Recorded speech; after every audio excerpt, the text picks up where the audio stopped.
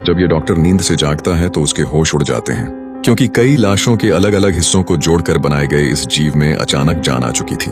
बिजली गिरने के बाद ये भयानक जीव डॉक्टर के सामने जिंदा खड़ा था, लेकिन डॉक्टर को सबसे ज्यादा हैरानी उसकी सीखने की क्षमता देखकर हुई। ये जीव डॉक्टर की हर हरकत को ध्यान से देखता और बिल्कुल उसकी नकल करता था।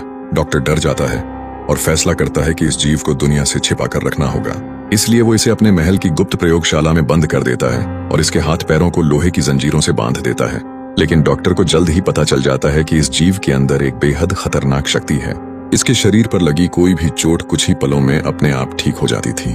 दिन ब दिन डॉक्टर इस जीव को अलग अलग आदेश देता रहता है, लेकिन उसके साथ ऐसा व्यवहार करने से जीव के अंदर गुस्सा बढ़ता जाता है।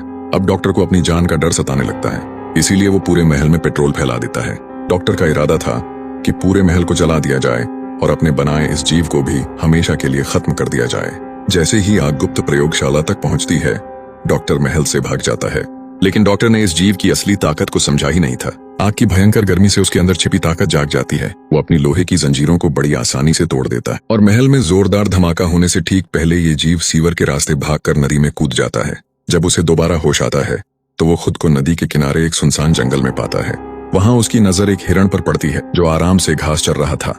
ये जीव उत्सुकता से जमीन पर झुक जाता है और हिरण की नकल करने लगता है। वो पेड़ के पत्ते तोड़कर उन्हें खाने की कोशिश करता है। तभी हिरण अपना सिर उठाकर इस जीव की तरफ देखता है, लेकिन हैरानी की बात यह थी कि हिरण वहां से भागा नहीं। शायद उसे किसी तरह महसूस हो गया था कि ये भयानक दिखने वाला जीव उसे कोई नुकसान नहीं पहुंचाना चाहता।